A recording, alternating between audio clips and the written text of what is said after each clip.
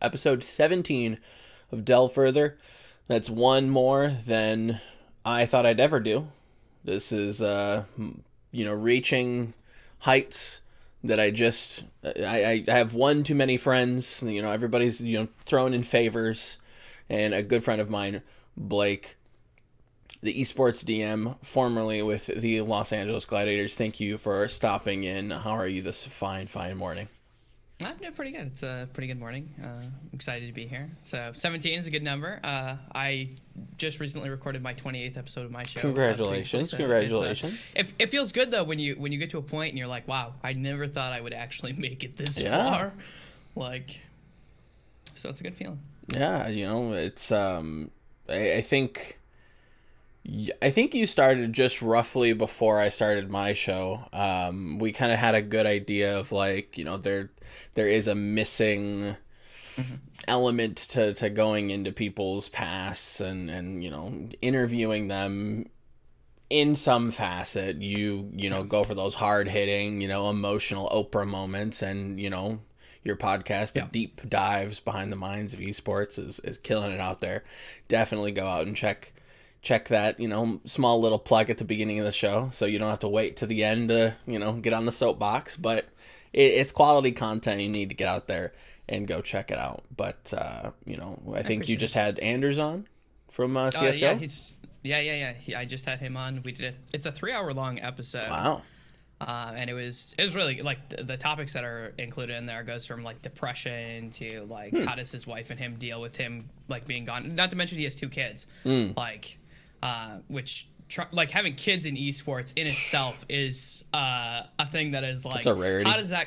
Yeah, it's a huge rarity. Yeah. How does that work? Is it even possible? And some of the stuff that he's talked about is for real. Because one of the things he talked about was, hey, if I stop taking jobs all the time, then people don't hire me as much. So maybe I only want to work 70%, but really it gets cut down to 40 or 50, and then you have a money problem and you have children. Yeah. So. Can't be, it is a, pick your poison. Do you want to stay home and spend times with your kids, or do you want to put food on the table? And, do you kind of leave the dream behind and you stop doing what you've always done to kind of support your family? I can't imagine that's a situation. It's, I wouldn't want to put myself in, at least not just yet. It's, it's fun. Oh, I don't want kids. Yeah, not yet. 20 not yet. years. We'll see what future me looks like about 5 to 10 years down the line. Maybe I've hit a midlife crisis and I want a Camaro that's turbo boosted and 4 kids. Who knows, right? Yeah. But before we get to Camaros and boosted kids, walk me through exactly what got you into studying mental health and working with individuals, especially young individuals, on being better versions of themselves. What kind of put you down that road, and what exactly should I call you? Because I know that Weldon Green is a name that maybe we can get into, but it's always a joke with him that we can't call him a sports psychologist. He just studies it or is a trainer in it. So so clarify my for me. title. Yeah, so my title, honestly, my title doesn't, there is no professional qualification for my title. That is the first thing that is, right out there. There's no requirement for the title that I hold. Okay, quite literally, Joe Schmo from the outside could be like, I'm going to be this, and they are. What gives me credibility is actually the experience that I have, which is what really people should be kind of looking at when they're looking at these people. Sure. What experience do they have, and where do they come from, and what experience do we actually want? Because right now, there's arguably two divides of where the experience can kind of come from. It can come from traditional mental health, or it can come from sports. Sure. And those are very, very different beasts, but and that's kind of when I'm always on the soapbox, this isn't a psychologist. It's important for you to know that this isn't a psychologist because you have certain expectations with the title psychologist. Okay, and so titles do matter. Mine, I go by mental skills coach because I think it's the easiest way to describe what I do. Just in the title, Sure. I'm gonna work with certain skills that you have not worked on a lot, and I'm gonna help you develop them. So maybe that's communication, maybe that's handling emotional intelligence, maybe that's working with people. A lot of it can be very basic stuff, but you have to remember that esports people a lot of times are very young and they do not have a lot of life experience. Now this isn't true for everyone, but a lot of the people that I've talked to over the years or worked with, just in gaming in general, that's a lot of the case. And so it's like, okay, here's a really, really easy example: taxes. Okay, people don't know anything about taxes anyways. Okay, but now you throw in the fact that maybe someone's making $100,000. Right. Okay, and they're also underneath a contract, but guess what? They have tax deductibles. You don't ever learn about tax deductibles. And so, like, maybe having an accountant might help if you do that, but do you know that you need an accountant? Like, most people just go to H&R Block, and they're like, oh, here you go, we're all done. But it's like, it sounds like that's a very, very basic and kind of like I think it a little bit farther make a solid point from what there, I do, but that also puts stress on someone. Like, taxes are stressful as fuck. Like, they're just super, like... But if you have someone there who's like, hey, listen, don't worry about it. Here's what we're going to do. We're going to do this, this, this, and this. That also relieves stress. Relieving stress relieves burnout. So you're telling me, you know, in a roundabout way, you know, your job is, and I don't want this to come across as, you know, deductory or, you know, boiling down what you do, but it's another one of those positions that, you know, teams can bring in to kind of alleviate a lot of these big picture kind of stress issues, much like, you know, bringing in a maid or a cook or just something to just relieve the burden, so much so that you're also teaching them skills that they can apply to their everyday life. So it's not just one thing or the other. Yeah, so that's definitely one aspect of it. Another aspect of it might be like, how do you start to communicate with people? What is the most effective way to communicate with people, like, just outside? Like, every single person that we talk to is a relationship. Sure. Right? It's not always intimate relationships, but every single person is a relationship, which means you need to understand the dynamics of a relationship, how to talk, how to bring things up that are hard hitting. How do you bring up topics that might upset someone? Okay? Like, learning how to talk and work through those things is like another aspect that I do. Understanding what emotions you actually feel during the day. Most people that I talk to just in general don't actually look at themselves and think, oh, what emotions am I feeling on a day-to-day basis? They're like, I just want to click heads, man. Yeah, and so, like, when you start to recognize that, though, you start to become more aware of it. When you start to become more aware of it, you can start to control it better. Sure. So you're not getting overly emotional all the time. I work on some things with, like, goal setting as well as, like, motivation. Like, how do you start to work on motivation? Because motivation isn't just, I'm always going to be at a 10 motivational-wise. And so how do you start to deal with that in moments where it's maybe not as high? So, like, stuff like that is tend to be what I work with. But your original question was, like, how did I get into it? Sure. Which is totally sidetracked. Kind of growing up, I did not, like, I really turned to video games as an escape mechanism for me. And that's not true for everyone. A lot of people I've talked to, that is, and like, if you do watch my show, a lot of people that I talk to, it tends to be the case. Yeah. But for me, it was definitely that. I come from particularly not so great back life. Parents divorced, stuff like that. Sure. But I jumped into video games as more of an escape mechanism because it was just what I did. And then I did branch out and kind of do more of my social setting later on, especially when I like my 11th to 12th year of high school and then jumping into college. But when I first went to college, I wasn't thinking, oh, I want to go into psychology. I think I started off with it just because both my parents are actually therapists, which growing up with that is terrible. I can imagine as such, you know, being psychoanalyzed on a daily basis, you know, analyzing each other, you know. Do you think that played a lot into where you find yourself in terms of your career at the moment? Was this kind of always something that you were interested in, or was it maybe just kind of set in motion by your parents? No, it wasn't kind of set in motion. But okay. Really what I like to do, because I didn't get along, I didn't really have a great school life. Like, I wasn't very popular or anything like that. One of the things I was very good at is that there was other kids who were not popular who would just want to talk to me. Right? Because I was very good at listening. So there would be times where I'd sit down with someone and we would just talk. Right? And we would just have a conversation and they would tell me what's going on in their life. And very early on, I was kind of developing those skills of, okay, well, why don't you tell me more about this? Like, what's going on? Sure. And I would start to learn, like, how do I start to, and I don't even know if I consciously was like, oh, I want to learn more. I was like, it was just, I care enough about someone and I want to see what, like, can I be someone that can alleviate stress? I've always been someone who is more of a, if I could save you, I will. Like, which isn't always good. But like if I can help you, I will try to help you to some degree, as long as like you don't screw me over, sure, or anything like that. But I've always been someone who's like, listen, I do want to help you. Like I don't know what I can do, but if you tell me the whole story, I'll have a better idea of maybe what I can do or give you advice on things. And so kind of very early on, I was that person that people would talk to, and I'm okay with not talking. And I think that's a really big thing, is just letting people talk and asking the right questions. And I think I'm fairly good at doing that. So that was kind of like my first start into getting into probably what I do. So I go through high school and I'm going to college, and I didn't want to go to college. I got tricked into going into college. Tricked? You got bamboozled, huh? I got bamboozled. Okay, so I actually, at the time, I was playing guitar a lot, and I actually wanted to just try to travel and play music, because entertaining people is something I've always been just interested in doing. I played a lot of music growing up, and so my dad, he's like, listen, Blake, you know what you could do? You could go to college and you could play music. Right, you could do both, and I'm like, I don't know about this. I don't know if I can. Seems put the too good to be true, Dad. I don't know.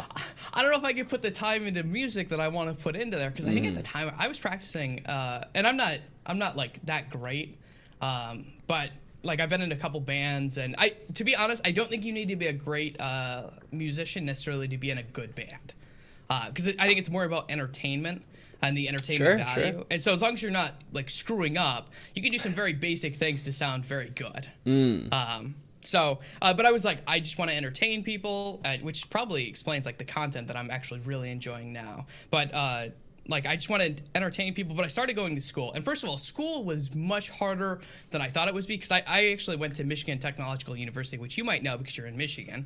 And if you never heard it in my life. Shame on you. Where is it? It's in the UP. So yeah, that would be why. It's actually a fairly famous engineering school. Dude, yeah, I think most people like towards. It's not like Ivy League, but. Oh, definitely. Totally. It probably is, but I think most people.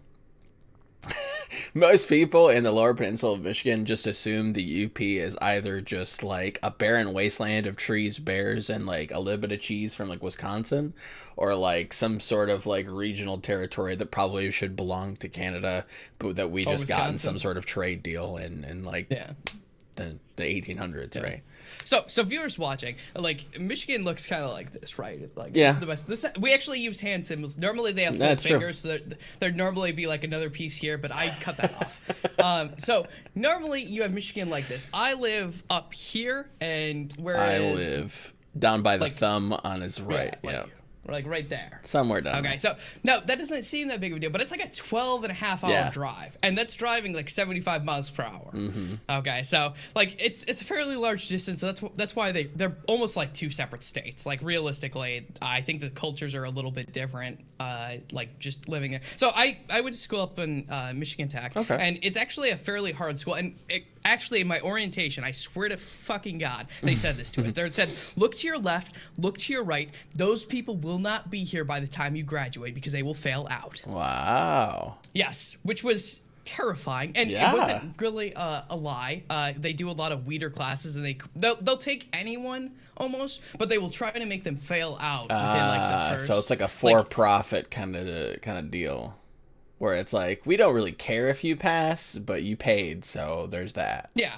But then there's some prestige behind that too, because most people, like, if you drop, like, because there's such a high, like, dropout rate, the people that do make it, like, anyone who looks at it there is like, ooh, these people actually made it. You made it. Right. So, which is kind of a smart thing to do, to be honest. Like, I mean, if you wanted to judge, like, how well people are doing, I mean, it kind of sucks for the people there because it's expensive too. I think it's the second highest public school in the state of Michigan, and it's only behind by a little bit. And I swear to God, they like $sign that behind just to say they're not the most expensive.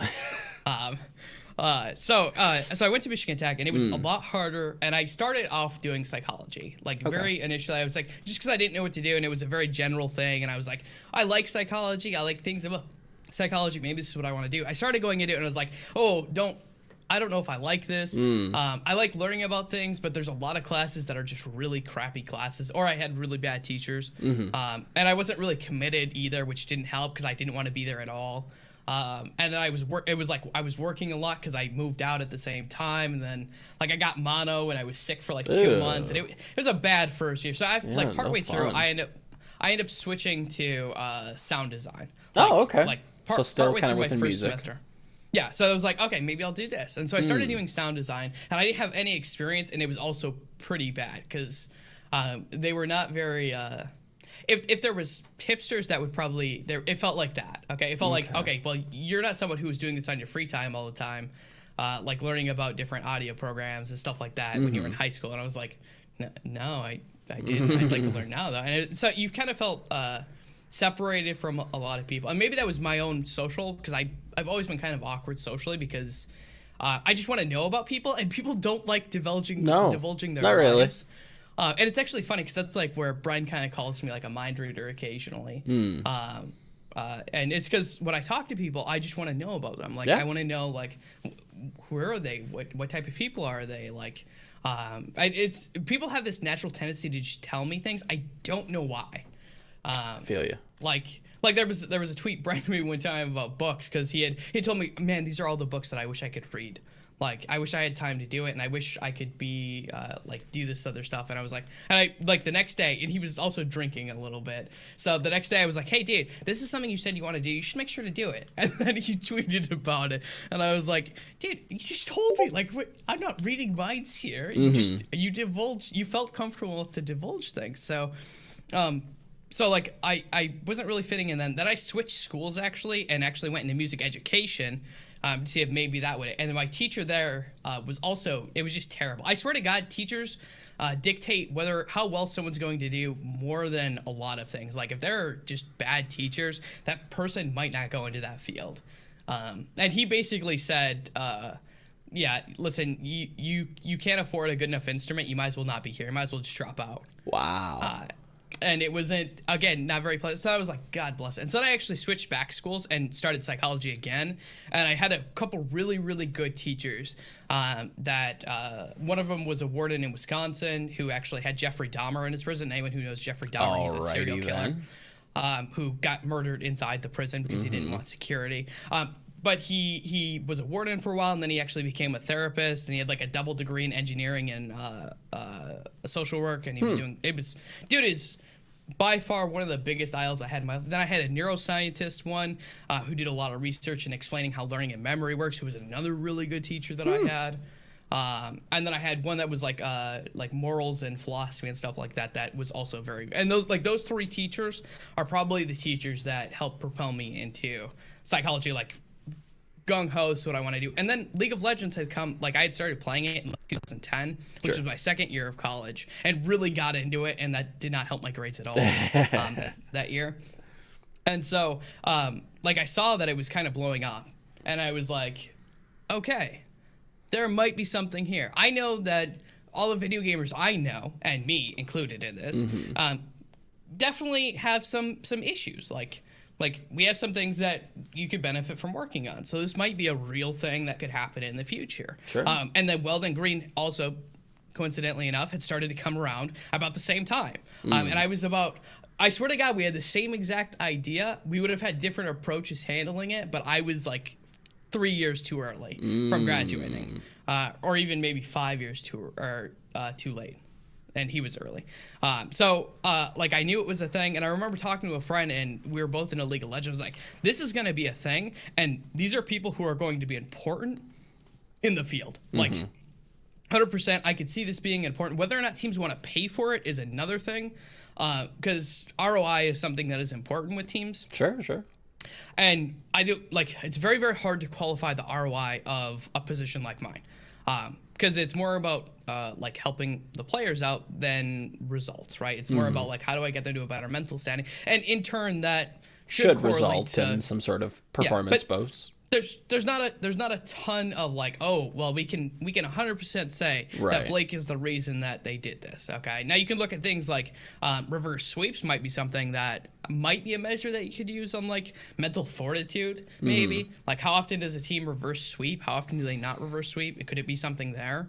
But even then, I'm always very careful about judging stuff like that on mental stuff, because you don't actually know. It could just be that they practice bad, right? Like, realistically they could practice map. I'm looking at map 5 specifically. Sure. A lot of teams don't, like, when they actually do their scrim practice, a lot of times they wouldn't practice the map 5 because you only get to practice 4 or 5 maps, and you probably want to, and you're normally splitting maps, that being said, between the team you're practicing. And so normally you want to practice the first 4 so you don't get into it, like you'd rather just not get into a reverse sweep situation. Exactly. So and sometimes what teams would do is 2-2-1, and the 1 would be the game 5 to kind of practice. So there, very realistically, there could just be a correlation with how often do you get time on map 5s, right? So, but that's the thing. It's always correlation, right? It's Definitely. not like you have a causation. And one of the biggest things you learn about statistics is correlation does not equal causation. Now, someone like Eden or maybe Baroy probably can find a very good way because they know significantly more about statistics than I do. But I'm just always very. Anytime someone mentions mental stuff, unless a player has said that this is an issue, I'm always very leery about kind of making that assumption. Because that might not be fair, and it it might not be blaming the correct person, right? Sure. So like, if you were to look at like Mayhem right now, is it a mental issue? I don't know. Yeah, it could be. It Hard could to be, say. but there are more objective things you can look to first. Exactly. That you should look to first. Right? Like, it could just be that they played bad. Like, it could have been that they had bad practice on a map. Like, I feel like you should hit the objective things first, and stuff related to mental you should be doing stuff about. Sure. But you just need to be very careful about blaming that. Because realistically, whether or not you have a good emotional state, if you practice something enough, you can be in a very upset mood. Like, let's say that your parents get very mad at you, and you get really upset. Does that mean you throw shit? No. Like, you have enough control over yourself, even when you're emotional, to not make poor decisions. Okay, so it's not like your decision capacity just goes out the window. It is influenced. I'm just silently writing notes. Okay, do not throw shit when angry. Gotcha. All right, Blake says don't do that. Free advice. Yeah. So, anyways, back to I'm really bad at getting out. No. So, I just let you go. Okay, so I was doing this in college, and I was like, this is gonna go up. And so I go through college. And I am like actively trying to pursue esports towards like the end of my college career. I was also working in mental health. My first job was I was working with oh God, what is it called? I was working with kids who were having a lot of truancy issues, and it was a kind of like a children's home almost, where they would go in there and try to almost rehabilitate. And so we do a lot of groups. And so that was like my first experience. And I won't lie, I personally do not care to work with kids between the ages of like 10 and 15. That is just. Don't really enjoy that age group. I don't know if it was the children who were in there and the extreme, because that's a very extreme population. Definitely.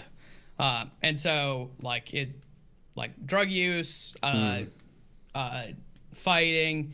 I had one kid who threw a padlock through a window because he was upset. Like, to put it in perspective. All right. And so like that was a very extreme group of I mean, young. Yeah. What do you? Don't know any better, raised in poor situations, Yeah. Can't necessarily blame them too much. No. A lot of it's their parents. And that was actually the biggest thing that I didn't like about working with kids, is quite literally a lot of it was their parents, and you couldn't do anything about it. Yeah. Like, they were getting a lot of the blame for what their parents were doing, right? Like, if their parents were drug dealers, guess what? They had a pretty... Probably not that likely. High probability that you've probably done some pretty, bad things just because of the environment that you're put in, right? Like... Yeah, and so I don't really like working with things that are helpless, like where there's literally like you're. So I did that for a while. Then I was doing I did some parenting classes for different things related to like domestic violence and stuff like that. I did some domestic violence classes. I did parent visitation for a while, and I started contracting. After that job, I ended up doing a lot of contract work. It was actually my parents' firm for a while, and I was working with them, and I very quickly started to take over a lot of the stuff that they were not good at, which is like business related stuff and like organizational stuff and research stuff and doing a lot of the groups and stuff. They were very good at therapy, but outside of therapy, that was not their strong suit. And so very early on, I started doing that, and like very early on, I was looking at contracts and how do I review a contract and what's wrong about a contract? What verbiage should I care about in a contract? And I'm no lawyer, but I know for my contract with Gladiators, I was able to find all of the mistakes that I didn't like for my lawyer. So you can find your way around a contract. You know some legalese. I'm okay. Okay. I think that I would always have a lawyer of course check me, but I feel fairly confident in being able to understand what is going on with a contract. So like I was very early on doing that. I started working in a jail for a while doing groups, and a lot of my experience is actually doing group work, changing value systems. And that, if you had to go to anything that I like really do, is I try to change value systems in people, because at our core we're run by values. So any decision you make to some degree is based on a value that you have, whether or not you want to consciously admit to it or not. It is based on a value that you have. You don't do things without it being semi around your values. And if you do things that are against your values, then most of the time you have to justify them or use some other defense mechanism to make it fit within the mold of what your thinking is. Right. Okay. And so I work with people on like that. That if you had to pick like the core thing that I do, it's probably that. It's I work on value change, which is, it doesn't really change for people. It's just what kind of, because the values lead to decisions that they make, right? And so that doesn't, the values themselves don't really change, just the decisions that they make. And so I was working with people in jails for a while, a lot with drug addiction, Native American populations. I started doing like trainings. I actually spoke for the National Drug Court Conference in DC. Cool. Done some other contract work. And so I was going through this, and I was working like on a mental health career doing that. I also started my master's and got like halfway through with it. And then I decided to drop out to pursue esports more often. But I do have like a 3.8 GPA, so it's not like I just dropped out. So I was actually very, very good. So I was doing that, and at the same time I was working at esports. So like there's two different works I was doing. I started working in amateur League of Legends, working with some teams. Like basically, no. By the way, like the scene for like amateur stuff, I think across the board is just a mess. It is terrifying what teams, how teams try to screw over people and act like they're not. Like, it is terrifying. Do you think it's more of just unintentional, like, this is how business works? Or do you think it is more underhanded, like, a little bit more scummy? So what you're talking about is motivation, and, like, what is the motivation for screwing someone? I don't care. Like, realistically. Fair enough. The motivation, whether it's negligence or active, they're both bad to me. Like, I don't think the motivation really matters that much. And especially when you're offering if you're offering a salary to some degree, like you're actually paying people, then to some degree I can kind of understand, like, hey, listen, maybe we're taking a risk on you, but you're getting some money. It's not like, but when someone is like, no, we're not paying you salary, and then here are all these other stipulations. We'll pay for your flight, but we're gonna take your prize money. Right. Like, I'm just like, what are you doing? That seems bizarre. Yeah, or like Fortnite, that's a huge deal right now that people are kind of talking about, is the fact that they have such a huge prize pool that taking any of that prize pool or a large percentage of that prize pool, like 50%, in the hopes that some random kid might win, what is it, $300 million? Like, that's $150 million they're looking to take from you. Like, that should be in like the percentages. So like stuff like that you end up seeing, and I don't know if it's negligence or active pursuit. Like, realistic, I just don't care. That's right. Like, they shouldn't do it anyways. And so, like, there was a lot of that. I never, because I knew contract work, I actually remember helping some players out, and I like recommended them to people who could help them with that. And so, like, I was working in the amateur scene for a while doing that, and then I got introduced to some people from Robert Morris University, which is in Chicago. And it's fairly well known for their like esports scene, and actually having like esports scholarships and stuff like that. And so I got introduced to them, and I went down to Worlds. I think it's 2016 that I went down for Worlds in Chicago, where C9 got note blasting, which was hilarious because the note was blowing up at this time. Okay. So we were down there, and I met a bunch of people there. I met some people from ETA, who is an agency that works a lot in esports. One of the people there actually was doing work at RMU, and he was like, hey, listen, I'm working with Heroes of the Storm. Do you want to come in and give me a hand? Because I have some stuff was not going very well, and he needed help. And I was like, yeah, sure, I'll come in and see what I do. And I helped him quite a bit, and from there I got signed to ETA, because I would say that it's fairly rare to get signed to an agency unless you have like a contract in front of you. Sure. Yeah, like because their job is to try to place you in places, and they need to know that you're skilled enough. And if there's nothing there to kind of show them, then it's very hard to place you into an agent, like very realistically. So they actually signed me very early on. A lot of it had to do with like the work that I did with RMU and helping them with their Heroes of the Storm team.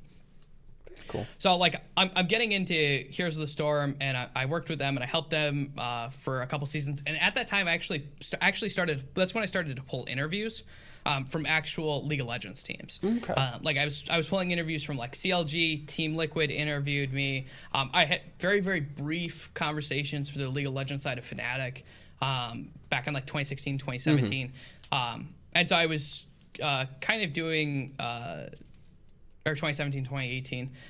And so I was doing those, and I actually made most of those interviews to the last round. And I was so disappointing. Aww. Like you go through like 3 interviews and you're like, okay, here we go. Like there's time to get in. Yeah, finally. And then you're like, nope. No. And some of that was my own shortcoming. I'm very kind of impatient, and so this is a very kind of shortcoming of me, and I know this, and it's something I've worked on since then. But if someone tells me, hey, we'll get back to you in a week, okay? As soon as a week goes by, I'm emailing them. Hey, like, oh, hey, what's going on? I just want you to know I'm still interested in the position. I think that we had a lot of things that we connected on. We could be good. And some people said that was an issue. And I'm like, for me, I'm thinking, can't you be on a good time scale? Is it that hard to if you say something to follow through with it? Which maybe is a wrong approach how things are. But like for me, I'm very OCD about timing kind of, and like being on time. And so part of that is probably from there. And so I was still working in contracting a little bit, but then the counseling firm actually kind of dissolved when my parents divorced, which was very unfortunate. But when that happened, I saw an opportunity, and I basically started my own counseling firm. And that's where I got mine. Like I hired employees. I have a therapist who works for me, and I handle completely all the business side, all of the stuff that we decide to invest our money in, all the trainings and all of that. And I was doing primarily that. And I was like, I got it in my head that the best idea for esports, and this was even before I started working with Gladiators, was it'd probably be good to have a performance coach there, kind of looking at the overall structure, working with players, working with staff. This is a big difference that you don't see. Most of the time, they don't work with staff, which is, I think, something that is you don't really see that often. Yeah. So I think the best thing would be to actually bring someone in third party. Okay, so you're going to contract them in probably. If you want to employ them, that's fine, but you have very strict understandings of what their rules are. And a performance coach doesn't have the same confidentiality issues that a therapist does. Therapist, I think you almost have to bring in contract with very strong contract stipulations of information sharing. Which is, I think you can bring in a therapist like that, but if you're not doing that, then I'm very leery, because you have issues with confidentiality in regular mental health. And that's a field that's supposed to be good at it, and it's a big issue still. And the issues are pretty big. The only difference is that when you're in a mental health institution, kind of they have to post the HIPAA laws, like all the things that can happen if someone breaks confidentiality. That is something that is mandated to be posted, so that way clients know, hey, listen, if I feel like someone did this, I can go to this, and this. Okay, so. To some degree, it terrifies me in a field that doesn't know mental health that well, to be having therapists on staff. So third party, I think, is a good way to do it, so that way the therapist can maintain all of their roles. So the idea would be you bring in a performance coach who works more directly with the team. Then you have a therapist who works with all the players and staff. Like I can't say that enough. They need to work with both. Like it can't just be players. Okay, like I agree with you. Staff need help too, and they like communicating and stuff like that. And so basically you'd use the performance coach to kind of watch everything, monitor things, make sure the organization is good, kind of talk to gauge stress levels, burnout, how that's all going, help give recommendations. People don't have to follow the recommendations, but at least it gives them an idea of what's going on. And I think that's generally how it kind of should be. And I don't think it's there yet. Maybe Mayhem might actually be the closest, but I don't know how they're running it, and especially because they're divided over Europe and LA right now. Right. Robert Yip. So I don't know how his schedule is, but if I were in his position, I would probably do 2 weeks one place, 2 weeks another place. And I think that would be the best way to probably do it. And 2 weeks might even be too long. Like realistically, a lot can happen in 2 weeks. So it might even be like every other week you're living in different places. You're living once in Europe and you're living in LA. Because he's doing both the Misfits League of Legends team and their Overwatch League team as well. Yes. Yes. To my knowledge, that is what he is doing. Pretty difficult. There's lots of questions that I have that maybe he's figured out solutions for, but like a good example is, how do you work with a full Korean roster? Do you speak Korean? Because if you don't speak Korean, I'm wondering what work are you actually doing there? Like you could definitely work with some of the staff that maybe speak English, but working through a translator seems almost hardly effective. In actual mental health, like looking at therapy, it is an issue. Like it's a very, very gray area on like, can you use a translator? Because that translator really needs to be skilled in mental health in order to be able to translate correctly.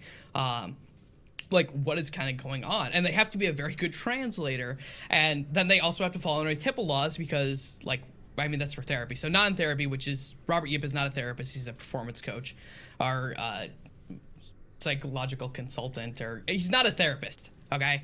And I say therapist instead of psychologist because psychologist is one path to therapy. Okay, there's actually like 3 different paths to therapy, or 4 different paths to therapy you could technically go down.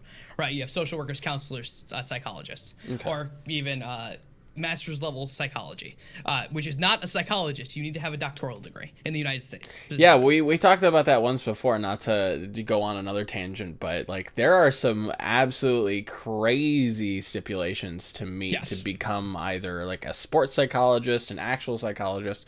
No, the same. Same thing? Yeah, in the United States, they're basically the same thing. You need to have if you're going to be a psychologist, you're a psychologist. Okay, if you want to have like a background in sports and working with sports, but you can throw sports on there. Otherwise, you can just call yourself a psychologist. Like, to my knowledge, there isn't any rules on like the first the prefix that you want to use. I think it's prefix.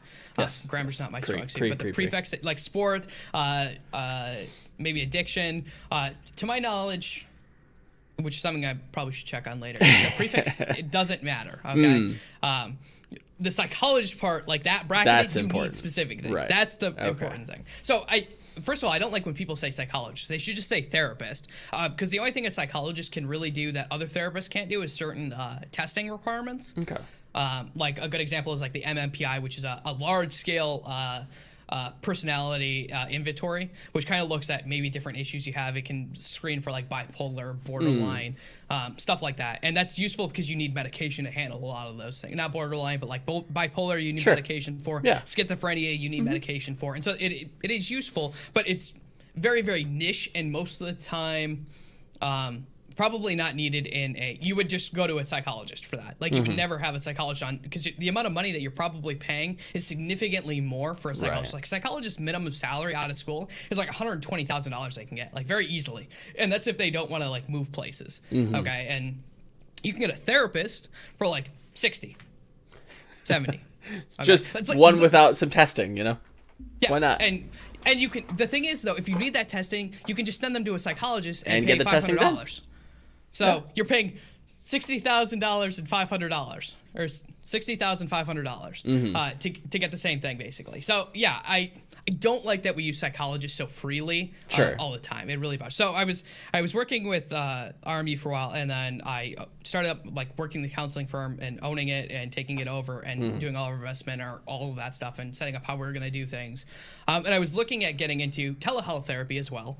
And about that time, Gladiators actually, like my agent reached out, hey, listen, this Overwatch team wants you to kind of get involved with them.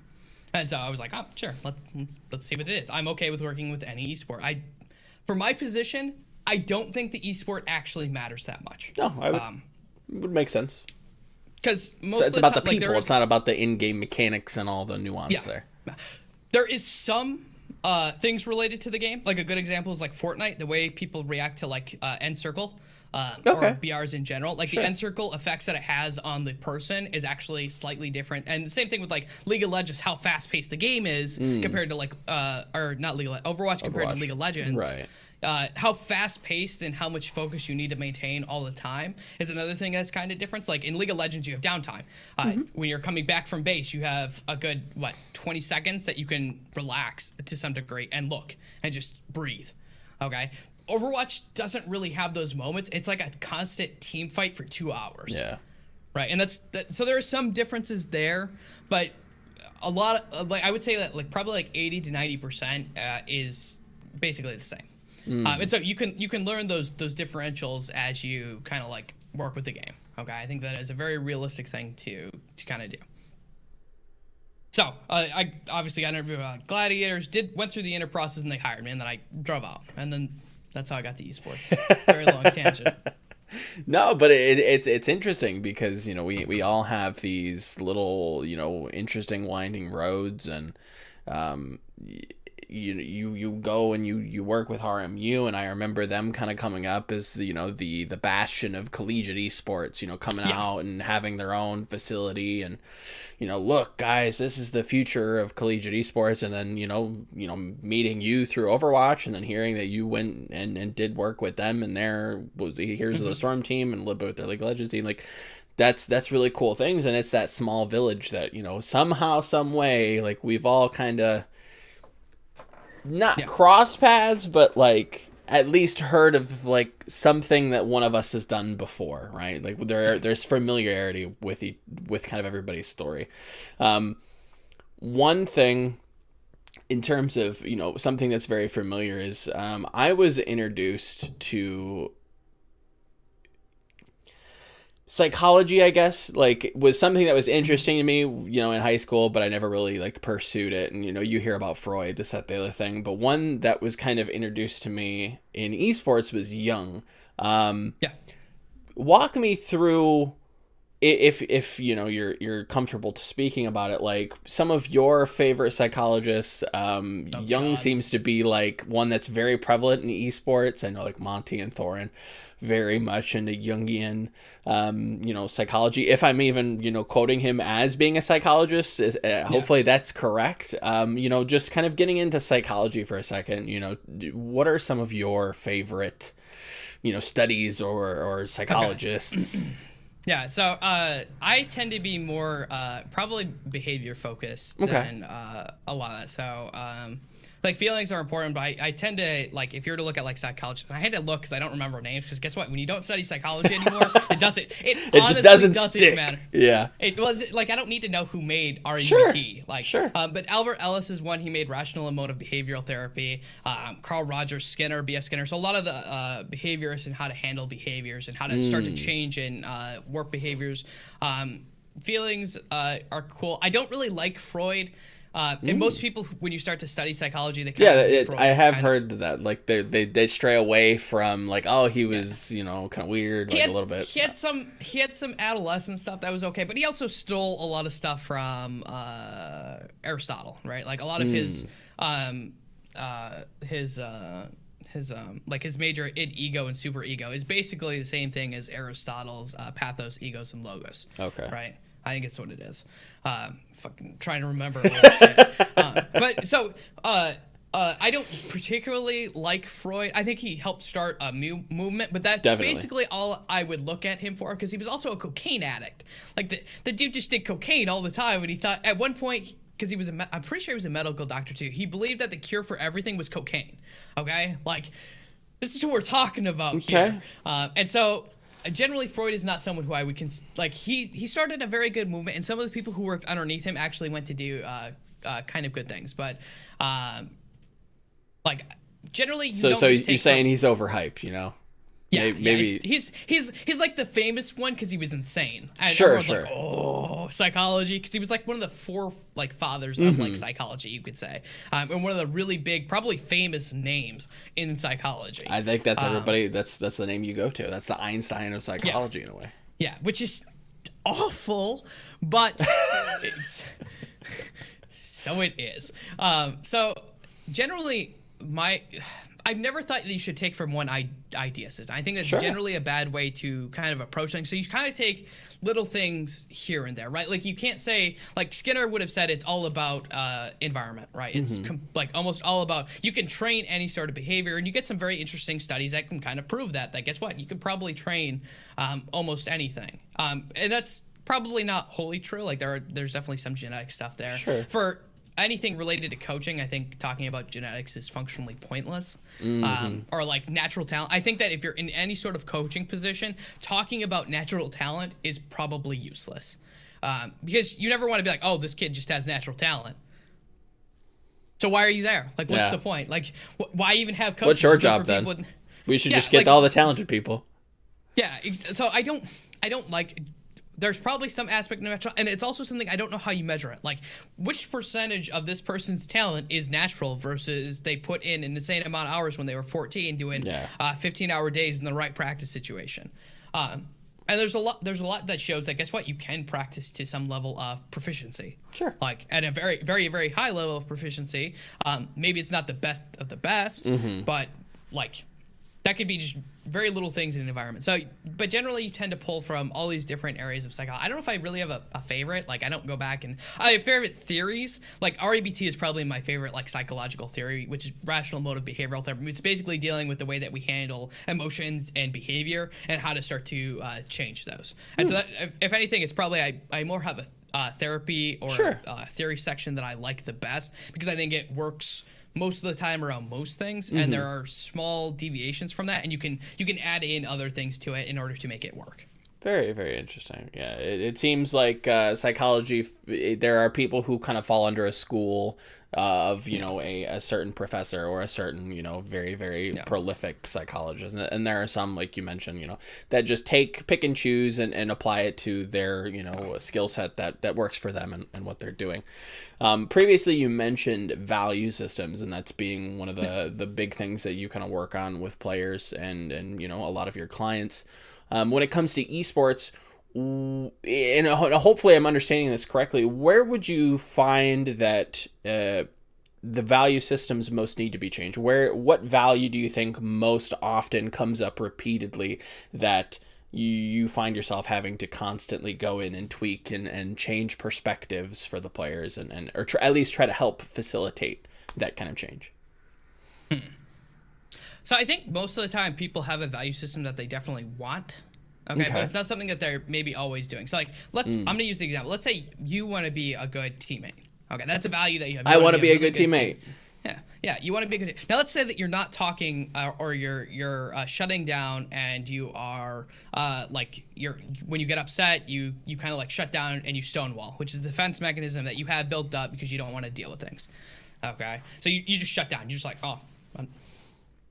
start breathing deeply and stuff like that. Now, the problem is you have a behavior that's going on that goes against your core value. So how are you justifying that in your head? Okay? Like, because in some way, you need to justify why this is acceptable. Okay? And your brain, in some way, is justifying it for you. And so what I would do is I go and be like, wait, so, Joe, you want to be a good teammate, don't you? Yeah, I do. Yes. Okay? Okay, so what do good teammates do? Well, we talk. We want to communicate. But I'm not doing that. Yeah, and so now what I've done is I've taken something that you've been trying to avoid, and I forced them to hit each other. Right. Okay? And I forced them to slam and see what actually comes through. You know what, Joe? If you don't want to be a good teammate, then that's fine. I just want you to be honest with yourself about it. Like, if you're not going to be a good teammate, then that's fine. But at least have the courtesy to yourself not to lie to yourself about what you're doing. Like, be like, listen, I don't actually want to be a good teammate. I like the idea of it, but I don't actually really want to be a good teammate. Because I much prefer shutting down and not actually having to dealing with issues. There we go.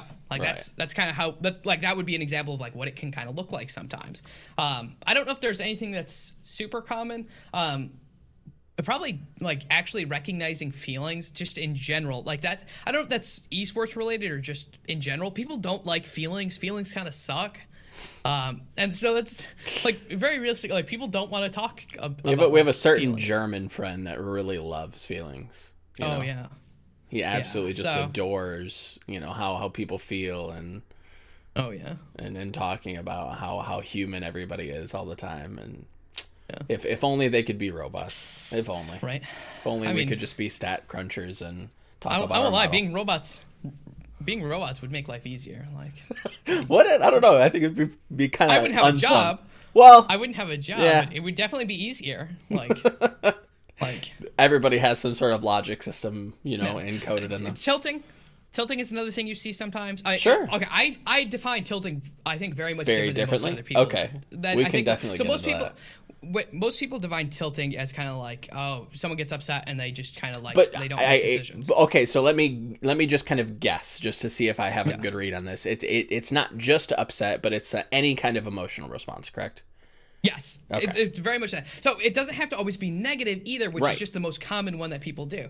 So it's anytime an emotional response starts to dictate your decision making. Right. Yes. Okay. And so a good example of this in like the positive aspect is like relationships. Like when you see someone who you find very attractive and you start dating, okay, most of the time people, because of the overwhelming like emotions of like, oh my God, this feels so good, they actually ignore like a significant amount of red flags. Love is blind type of deal. Yeah. Yeah, and so they're literally like blinded by love, or they have like, I call them rose-colored glasses. Like they're literally their vision is distorted, and they're making poor decisions based on that. And so like that's one aspect. Or like the hot hands fallacy, where it's just like, oh, I'm playing so good today. Again, like I can, I'm positively tilting my gameplay because I'm just feeling super good and making decisions that I shouldn't be. Yeah, and that's another thing and that's something you see quite a lot actually. Is like, oh, they're on fire, they're doing this, and there are, unless things have changed, because I don't go through a ton of research as much anymore as I used to, obviously. But unless things have changed, like hot hands fallacy is quite indeed a fallacy. Like there is no statistical evidence that, oh, hey, people shoot better or people play better. Like you feel better. You definitely feel better. Maybe you're maintaining some sort of confidence level that keeps your skill in check. That there's a kind of a standard there, but the spiking too high in one area is going to cause the other area to kind of dip. So like there's like maximum skill performance and stuff like that you can get into, and I've always found that if you look at like a game like Overwatch, it is like flow. Like you hear about flow all the time, and flow is definitely, they're starting to say that it's a real thing from some of the research that I've looked at. But it's also very hard to get into, and it requires things like stable variables. And if you think about a game like Overwatch, guess what? Stable variables very rarely happen if you just look at the patch schedule. Like just looking at that makes everything kind of like unlikely. So you're better off learning how to play not in a flow state than in a flow state. And if you hit a flow state, cool. Right? But realistically, you're never going to be able to count for all the variables that are happening there. And part of it is when you get into a flow state, you're kind of running automatically. And the only way you can ever run automatically is if you've practiced something enough that it becomes an automatic response. And if things are changing, you can never practice them enough to get an automatic response. Like, yeah. Like, how it works. In Overwatch, I don't know that we'll ever get to that point. Maybe if we start to really make standardization across the board, whether it's like a 2-2-2 lock, very strict map changing, seasonal based, big move, big kind of not roster moves, but like gameplay changes. I don't think. Okay, so I don't know, and I don't know what it would, like honestly. Like let's say that let's use a very very good example. Let's say you remove Brigitte from the game. Sure. Right. You nerf her so she's gone. How does that change the meta, and for how many weeks does it change it? Like, can you figure it out in 10 weeks? Is that something can you completely figure it out to a point where you have automatic responses in 10 weeks? Probably not. I don't think so. But also, is that what they need to do to keep the game popular? So they have like very, very different things that you're looking at there. Exactly. Like what keeps the game popular, because they need to make money, because it's still a business. Of course, like, at the end of the day. It's at the end of the day, all of this is business. Teams are businesses. Developers are business. Players are their own business. Money. It's all based on money. Sure. Okay. Yeah. As much as we don't want to talk about it, it is based on money. And so, like, if that hurts the developers' bottom line, why would they ever do that? Like, so. It's something we have to keep in mind. There is competitive integrity. There is, trying to have the best environment for the players, but that can't come into conflict with that bottom line. So it's this agreement, this mutual, some sort of beneficial agreement that we have to kind of fall upon. And sometimes that's not necessarily the best for the competitive side of things. But regardless, it doesn't seem like there's something that's just commonly, applied to players. There's not something that just kind of like jumps out at you as like a common value system that you have to change a lot.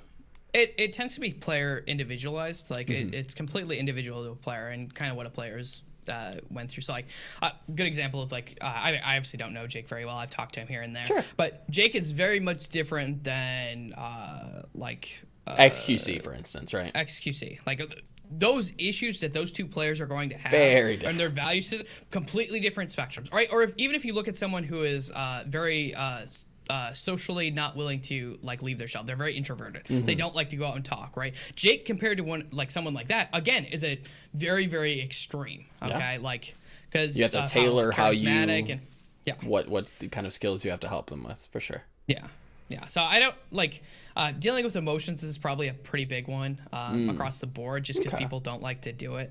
And they communicating a lot of times can be like people don't really learn. Like this is not just esports, and I think that's a big thing. Is a lot of this stuff isn't just esports. Just like we want to be special little snowflakes in esports. Like oh look at us, look at us, we're playing games, guys. Yeah, we're special. I'm sorry, you're not that special. Okay, human beings in general are very much similar across the board. Okay, like there are a few people who are maybe outliers in that situation. Sure, but most people are very, very similar in the way that they handle it. It's like defense mechanisms don't really change. Okay, you have people who have stonewall. You have like people who shut down. You have people who like to make jokes when bad things happen. Defense mechanisms are across the board. So like maybe that's something like a lot of times dealing with defense mechanisms and how do you control them and stuff like that tends to be something I work with players on. And every player is different because it depends on like why are they doing this? Sure. Is it because they can't handle emotions? And so. I mean, it kind of changes individual. Defense mechanisms is a big one. Communicating is a big one. And in their head, they do have a value system that they want to do. Like, sure. I don't think most people are, like even drug addicts. Like having worked with drug addicts they're not thinking, oh, I really want to lock my child in a closet and shoot up. Like in their head, what they're thinking is, hey, I want to be a good parent, so I better not let my child see me doing drugs. Right, and then they put them in the closet. Okay. As extreme as it is, there is like some sort of thought behind it. They have to justify it in some way. Right. Like their brain says, okay, we want to do drugs. Okay. How do we do drugs while still maintaining being a good parent? Put our kid in the closet. It doesn't make sense to us because we're right, but we're not a drug addict that's looking to shoot up. So it's hard for us to kind of look from that perspective. So most of the time, people have a general idea of like what type of person they want to be. Sure. And it's like, how badly are they like justifying or deviating from that? What are they doing to like make sure that stuff is fine, acceptable to them? Like how are they shifting it so it goes through their filter and makes sense? Like how does it bypass the filter of, oh, this is a bad decision, right? Would you say that oftentimes would you call yourself a professional hole poker, like a professional like hypocrite finder, where it's just like, listen, you say you want to be this great teammate, but you're not talking, or you say you want to be like this leader, but you keep making jokes at everybody's expense when things go bad. Like, what's up with that? Why do you keep doing that? Would you find yourself kind of doing that a lot? Yeah, that is something that it's funny, like all my private clients, like the very first session when I work with like private clients is like, listen, I'm going to let you know this right off the bat. You might find me to be an asshole sometimes. Okay, to some degree, my job is to kind of be a professional asshole. Yeah. Okay, and that's okay. Like I'm gonna point things out that you do not want to hear anytime that I feel like you are lying to yourself. Okay, and that's kind of what my job is. And you know what? If you do that, you can swear, you can call me names. That's fine. I'll deal with that. I will still work with you. Like if you get really upset, I'm okay with all that as long as you don't threaten to kill me. It's happened to me, and I particularly don't enjoy it. I can't imagine. Like anything else, totally fine. But I'm going to do this. And this is something you can, I'm letting you know right now, you can expect this. Because if I'm not doing that, then I'm not pushing you to be the person that you actually want to be. And that's kind of a sign of a good coach. You hear about it in coaching all the time that a coach doesn't, or it shouldn't put you in comfortable situations. They need to be pushing you at every avenue and challenging you to be the best, not only, you know, player in whatever avenue or whatever mastery you're pursuing, but, you know, just to kind of level up your you know, your little human skill sheet. And in terms of that same skill sheet, if you look under Blake's name and you look at his tag, he's a DM. He's a dungeon master when it comes to Dungeons and Dragons. So, you know, beautiful segue, you know, host-like. And we got to talk about them stat sheets. Yeah. Now, this is something that's completely devoid of esports, but something that, you know, Blake is, I would say, is pretty passionate about. Something that you find is something that you like. So, what kind of role has D&D played in your life so far? Is this something that you started from, you know, as a kid doing a lot of? Was this like the beginnings of the escape mechanisms? Like what does D&D mean to you? No, I would say that that's probably a fairly accurate thing. I started playing Dungeons and Dragons when I was 6 years old. Oh wow! I'm 27 now. My dad started playing it with me, and it was probably it was before I got any sort of video games, and it was functionally my first video game. Like that. Quite literally, I wanted to play 12 hours a day every day. Like, I was like, oh my god, I can be this other world. I had, my first character was it was a child rogue called Timmy, based on Days of Our Lives. There was a little doll in there called Timmy, who is kind of creepy. So I had a rogue called Timmy, and I would do different things. And I was playing like the second, like one of the earliest editions of D&D you could have probably ever played. This is before, like, where D&D is now is like 5 editions ahead of like when I was playing. And so like D&D was huge. I actually had never dungeon mastered before until actually this year. It's like I put it in there because I started, but I was always a player and I loved playing. And even now, like even though I'm dungeon mastering now, I enjoy it, but I don't enjoy it as much as being a player. Like there's a lot of work that goes behind like dungeon mastering. And I've known that, and I like, because of the person I am, I like to do things like put people in moral choices. I like to give people moral choices with their characters, which I find super, probably because I like psychology. Yeah, this is all just one big test to you. You have your lab coat on. I swear to God, it's like I get my own little lab where I can put people in simulations. And they have no idea. They love this. They think it's so much fun. Yeah. So little do they know it's going in a stat sheet somewhere. Yeah. So I've always loved D&D. I played a lot of different Dungeons and Dragons over the years. I think I've played almost every edition. I actually, role-playing games in general I kind of enjoy. I've played other games besides Dungeons and Dragons that you don't really hear about, so like Shadowrun, Orpheus, Boot Hill a little bit, Traveler. So I played a lot of role-playing games. And for me, like, growing up for most of my life, like now you have stuff like Critical Role, which is like a fairly popular Dungeons and Dragons stream with voice actors and stuff. Yeah. And I feel like a lot of times that's becoming like a kind of a standard, and I like that. I like that they can do voice acting, and it's a lot of fun to watch. It's almost like watching, watching people sheet read like plays or something like that. And so, but like growing up, I never really did any of that. Like the actual like get into your character, do a voice. I never really did that. It was a lot of just like going in, rolling dice, and killing things, and get loot. Like, go in, kill things, get loot. That was basically, I was like a child who was like, oh, I can have a ton of money, because I didn't grow up with a lot of money. I was like, oh, in this world, I can be famous and own a castle, and have servants who I pay semi-decently, and me and my brother would do like we actually created like businesses inside Dungeons and Dragons where we would figure out how we would divide profits between the two of us, as well as pay all of our employees, and looking at like cost benefit analysis sheets of like, okay, this is how much money we're bringing in, this is how much we can put out, like how can we maximize that, which is probably why I like business a fair bit, is because like early on I was doing stuff related to business, right? In like Dungeons and Dragons, even if imaginary, it was still baseline, fundamental business. Yeah, so I mean, I probably definitely learned I definitely learned stuff from D&D like that, and like dealing with like issues and dealing with emotions. It's a very funny enough, my counseling firm actually utilized Dungeons and Dragons for therapy. That was going to be the next question. Like, do you think that this would be a good team building exercise between, not players, people that are in a group? Yeah. So what's kind of cool about Dungeons and Dragons is it gives someone a wall to kind of let their like a glass window Sure. that they can let their emotions out but still feel protected, because your role playing is something else. Okay. And so what we would do with like for groups for like the treatment center that we worked at is we'd have them run a group D&D session, and we'd go through and we'd put them through like different issues, and then we'd go back and the therapist would look at, hey, look at these issues here, right? Or the group facilitators would look at, like, why did you make this decision? Was this a good decision? To be fair, in the treatment center, we also forced them all to play good characters. Okay. Which, to some degree, to help them, because we want them to really role play. What is it like to be a good character? What is it like to be a good person? Okay. What's your idea of a good person? Yeah. Put into this, fantasy world. Okay. Yeah.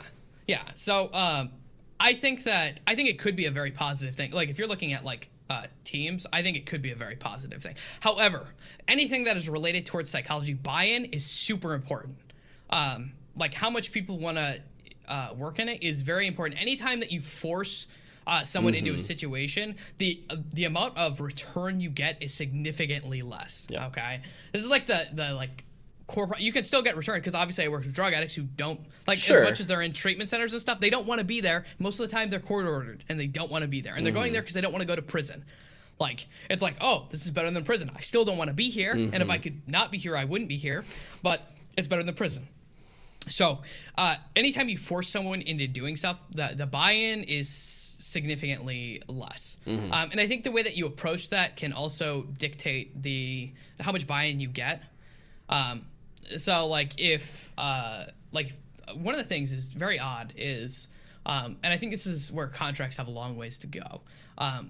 The way that contracts are kind of written, there isn't really like a clear description of, hey, this is what you're going to be doing 9 to 5. Right. Okay, and this is the time that you can expect to get off. It's very kind of loose, and it's up to the decision of the coaches. I think if a lot of that stuff was more standardized, I think that your buy-in could be more. Like, if you know, hey, listen, once a week, no matter what, I have to meet with this person, and it's part of my job, and I'm getting paid this money because I have to do this. Like, this is actually a thing inside my contract that says I have to do, that I'm getting paid to do. Okay, that is a lot more, like, it's a lot more, like, you've agreed to it. It's something you've agreed to and you're willing to do. And so I think that makes it a lot more easier to get buy-in. Bringing it back to the esports a little bit. But, like, yeah, I've definitely used Dungeons & Dragons to, in, like, different groups. And I think it has a very...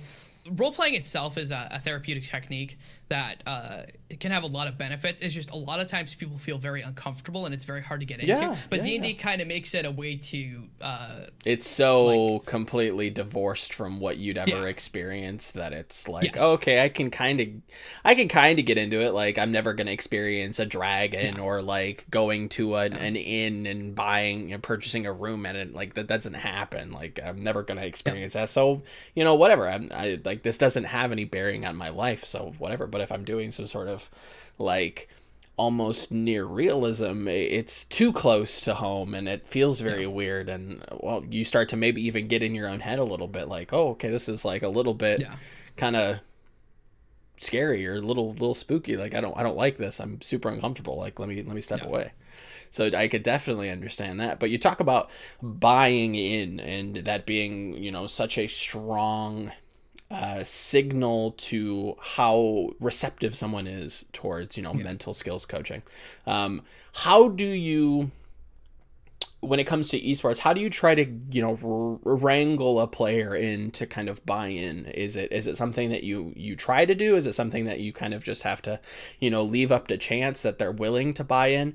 We look at, as a report coming from like the Dallas Fuel, for instance, they had somebody on staff that was, there willing to, talk to the players at any given time, if I'm understanding the situation correctly.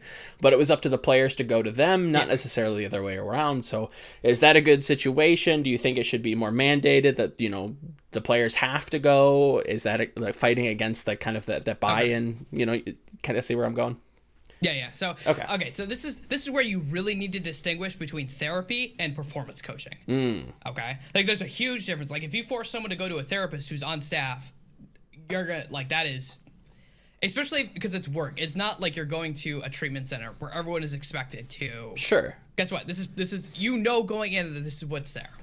Okay.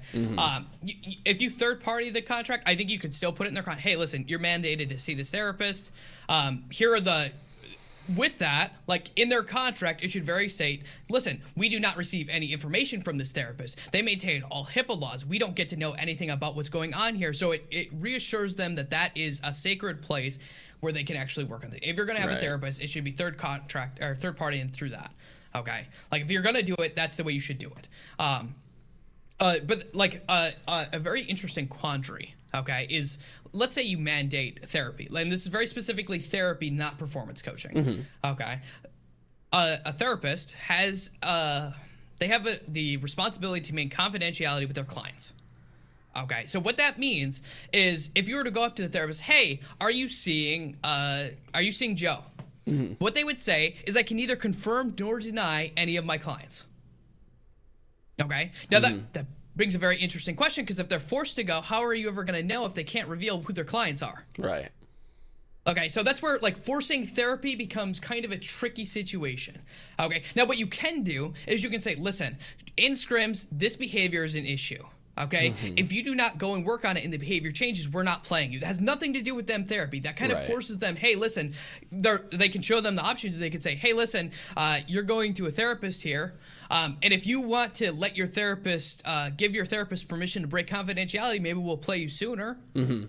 Right? So like, then it's an agreement that the player makes to give up some sort of level of confidentiality. But otherwise, if they don't want to do that, right? And they can then dictate with the therapist, how much do I want to divulge? Like, I want to give up my confidentiality of how many times I'm seeing you. I want you to give them a report of when I'm seeing you, and that's it. And that's all the therapist can give. Okay, but if they don't do, it's like it's a lot trickier than just mandate. Seems like it. A performance coach doesn't fall underneath a lot of this because it's not a licensed position, right? It's not legally licensed by the state. Okay, and this is where like having someone, their background is very, very important. Okay, I mean, where they come from. So like I come from mental health. I know what issues need to be recommended to a therapist, and I cannot handle them. I cannot deal with them. And if I try to deal with them, then it is illegal, and I could get into a lot of trouble for it. And the reason for that is because if I start dealing with those things and the person kills themselves, then you are responsible. Yeah, and so like. I think the best way to do it is you have a performance coach who is on staff, who works with the players and staff weekly, right? And then they can even like talk to the therapist if they like to some degree, as long as there's confidentiality agreements signed to some degree.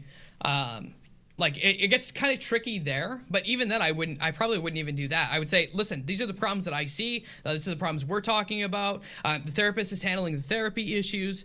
And these are the things here. And these are things we can do to kind of, like, there are ways to get buy-in. Like, you do behavior modification if you're willing to do them, right? Like, if a player really wants to play, but they're being a dick, right? You can force those two different values to kind of force against each other and see which one will win. You can say, listen, if you want to play, you need to start working on this aspect. And this aspect needs to be as important. And I think that's the big thing, is teams don't make the mental issues as important as actual gameplay, right? They're like, it's like 30% of the value of like good gameplay. So we're willing to let a lot of stuff go on. And the problem is anything mental is not something that is normally a quick fix. Only extreme situations of mental issues are quick fixes. So you should be looking at little changes, a little behavior modification over the course of a long time. And so, like, kind of like looking at this, it's kind of important to have someone there who's monitoring what is kind of going on. And that's another thing, is like, what is their stress level? What is their burnout? Like, that's stuff that you can monitor, because maybe you want to lessen practice. Like, because if you burn someone out, the value you get is significantly worse. Like, it's just bad. So you don't want to do that. You want to avoid that at all possible. And I think sometimes it's better to take more days off than it is to kind of go in there. And so I think that a performance coach could be mandated, but then they're not doing therapy. Therapist. Right. So you should look at the behaviors, right? It should like, guess what? They're doing this behavior.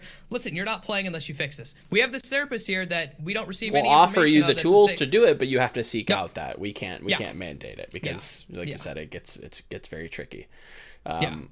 When you kind of combining two of your great passions, D&D and video games, if you remember back in like the 90s, or I'd say the early 90s, D&D got this very, very kind of bad rap as being some sort of like satanic, you know, cultish, you know, very, you know, it was spun in a way that I feel like is very reminiscent of how video games are being spun right now. Not too long ago, I was, you know, walking out in my kitchen getting like a glass of water or whatever it was, and I turned and look, and, you know, it was, you know, Action 7 News, and here is, you know, is Fortnite ruining marriages? Find out more at 11. You know, it just seems like video games are the next D&D where it's just being spun in some sort of like negative light constantly. As a professional in terms of mental health in multiple different angles, do you find that games are more positive or more negative? Do you think that there is is this a touchy one? It's not touchy.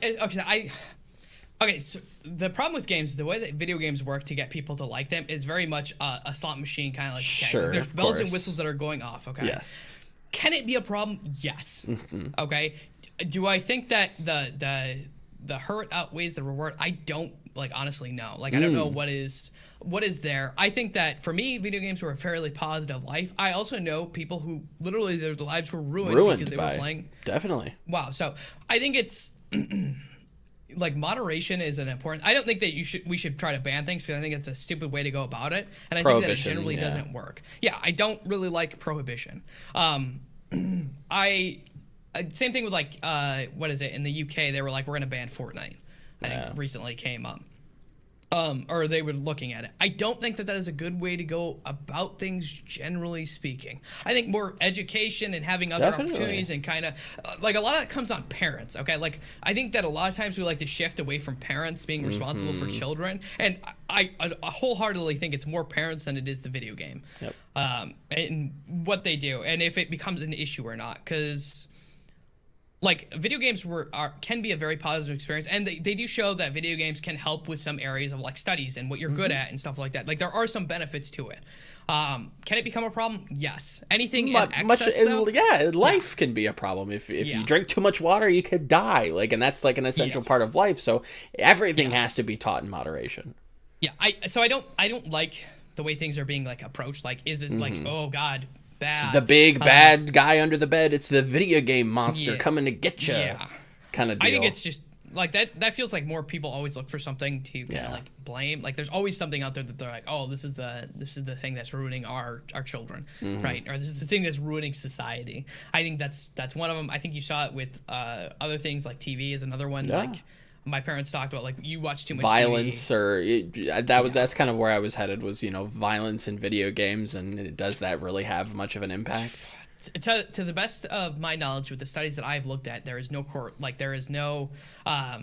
causation between violent video games and that. To the best of my knowledge, for the research that I've seen. Granted, this has been something that's been very important in my life for a long time. So in my own very brief research, I feel like there's more of a correlation between spanking your child and aggressive behavior versus actually having them play Call of Duty for a good amount of time each week, and them being. I would agree with that, because that teaches domestic violence. It teaches this is how you handle problems. If someone is a problem, we hit people.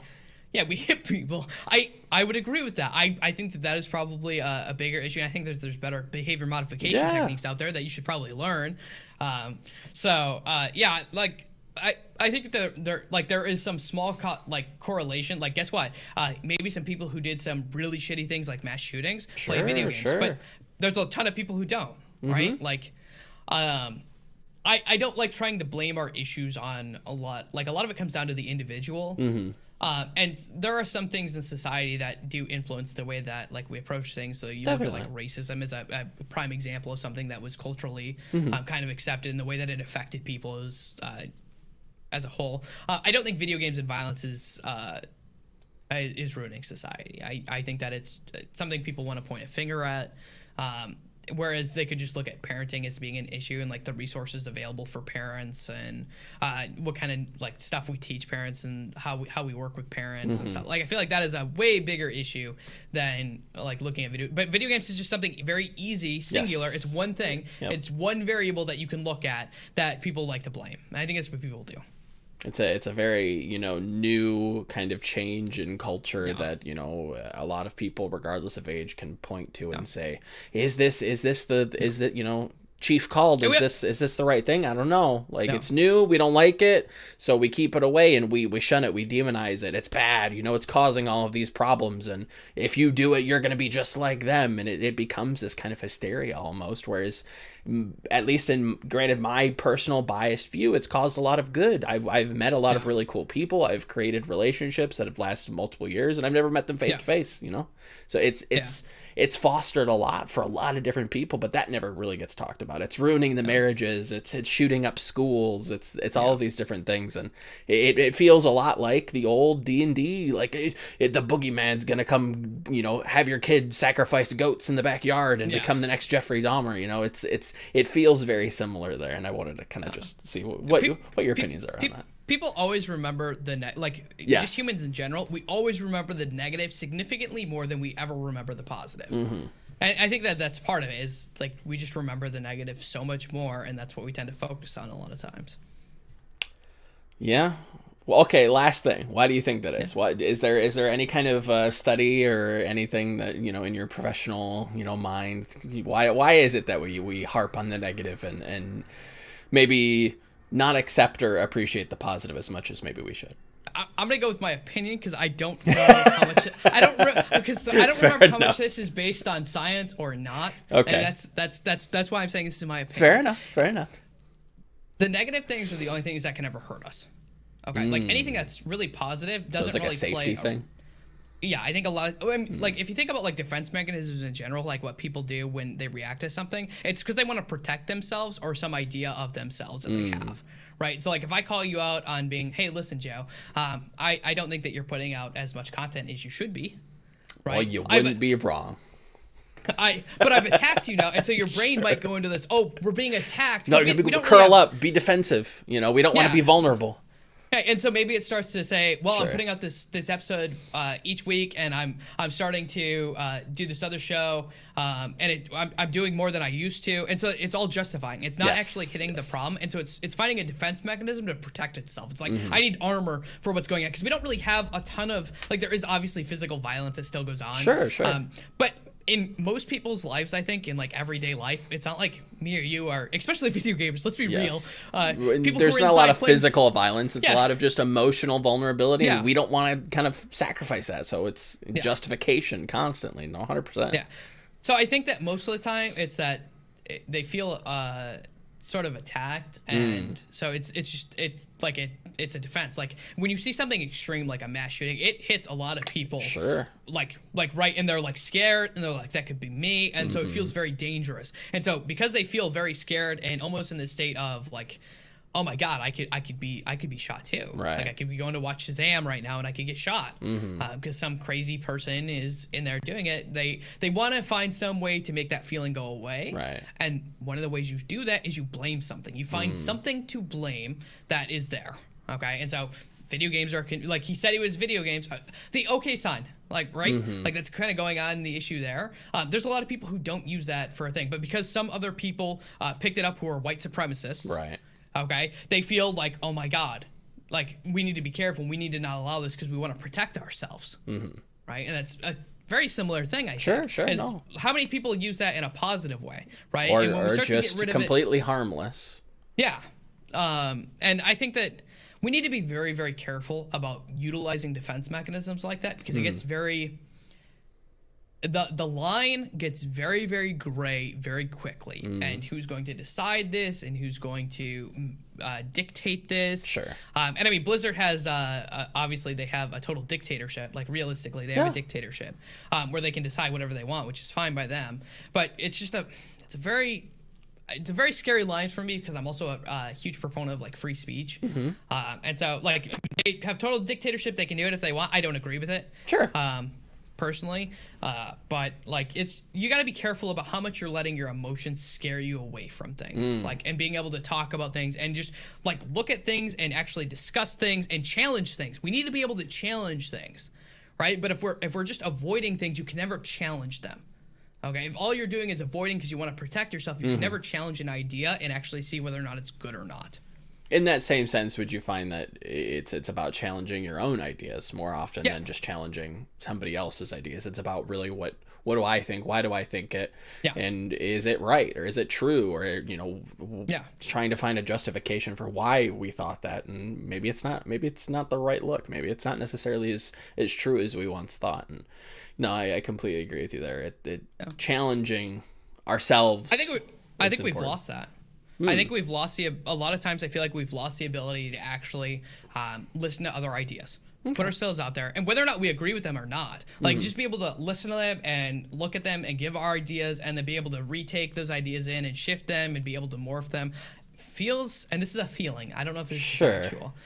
It feels like most of the time people get really stuck in an idea and they don't want to shift from it, no matter how like wrong or right it could be, and they're not willing to listen where other people are coming from and how they came to that conclusion. And I feel like that's like a fundamental project, like, and maybe that honestly might be an issue of like internet. Like, I'm not even like, that might be an issue of like how we've used technology. Because it's just, I can have my idea behind a screen and I can throw it out there, and I don't ever have to get challenged, and I can ignore anything that comes out there, and I can find like-minded people who are just like me, who don't have any deviation from the way that I think, and it doesn't really challenge you. That is very interesting. No, I think as we use it right now, technology is very much in a way, kind of in a, it's going to be kind of a stretch, but it's kind of like you're in a car with not a substance, but a predisposed ability to have road rage, right? And you're in your car, and you don't really care that, you know, the other guy's in his other car, this other person is just, you know, cutting you off, and you fly off the handle, and you feel almost safer to do so because you're kind of like in this safe environment. You know, you're in your car, you know, you feel so brave in your car, just like how we, you know, keyboard warrior sometimes on Reddit or on Twitter or Facebook. Like, we wouldn't necessarily say that to a person if we were face to face.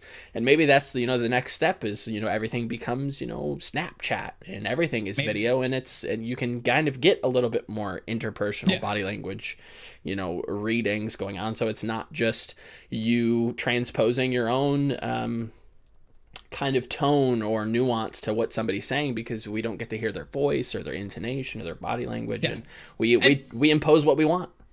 Yeah, and bringing it back to esports, like, if you look at like esports, a lot of people are like that. They're in an environment where they've never had to learn like this idea of challenging or working with other people. Like, that's like this is why I don't like comparing it to sports that often. It's because and I might get flamed for this. I don't even give a fuck. So if you look at like just the cultural environment of sports comparative to esports, very different. You start off sports very early on, and you are forced to learn things related to other individuals and working with people that you are not necessarily forced to learn inside of esports. And then in esports, you work your way up and you get really good at a game by yourself, which is fundamentally all solo queue systems are about you and no one else. And you pretty much, the common thought is, guess what? You need to ignore everyone else who's on your team and the other people, because they don't matter. Because that's the best way to kind of improve. And they get really good. And then guess what? They get thrown on a team with 5 other people with the exact opposite. It's the complete opposite kind of value system of, okay, you need to shift from being very individually focused to, okay, what's the best for the collective? What's the best for the team? And that's not, you know, fostered at the start of the game. Those are different like lives. Those are like completely different lives. And I think I think we need to, one of the biggest things that for like mental health in itself that we need to start to, I think, realize in order to actually prove what is happening inside like mental health is we need to have a very realistic understanding of where we're at. And we don't, I don't like trying to I don't like to try to paint this picture just because we want money. And that's what it feels like a lot of times. Like, if we relate to sports, if we act like we're sports, if we go in like we're sports, then guess what? People who are involved in sports with a lot of money are going to give money to us because they want to invest in.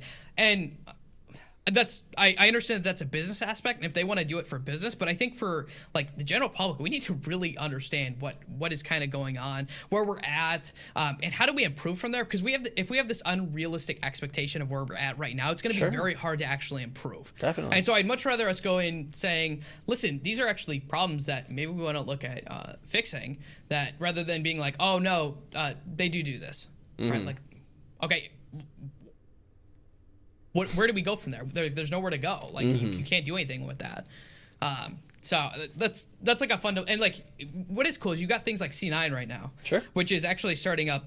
They have a youth program, which is starting to get closer to maybe what it might be like when esports has a cultural teach at a young age how to work with teams at a high school level, even younger, like a travel league level, where we're teaching, okay, kids, we're gonna go into 5v5 team comp, queue, and we're gonna practice bot lane matchups and our jungle mid synergy, and going at the fundamental level, putting role models in place, which I think are important. As much as we like to, meme on them, I think role models, well, there's a whole theory of psychology called modeling theory. And this is actually true for coaches too. Like this does not stop at just a young age. This is actually true for like businesses and the people that you put in there. They need to model behaviors. They can't just say the behavior. If they want the players to do something, if they're not willing to model, it's like, let's say you want your players to go to the gym. Okay.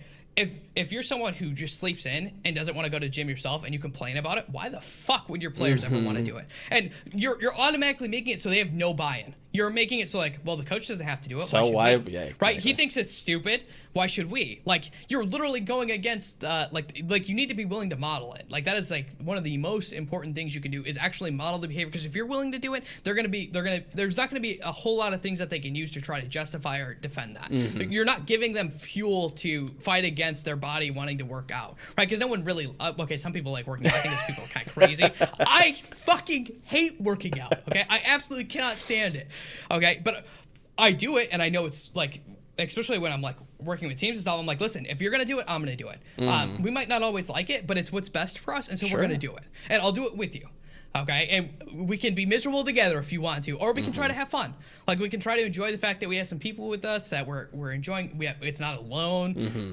We can enjoy each other's time together. We can push each other. Like we can find ways to shift the perspective so it's a lot more fun, and it doesn't give them things to like justify things. It doesn't give them reasons why they don't have to do it. Right. You need to limit those as much as possible in a team, and I don't know if teams do that a whole ton. I think we could probably talk to the ends of the earth on this, but I don't want to take up too much more of your time. It has been an absolute pleasure having you come on and just bantering about psychology and what does it mean?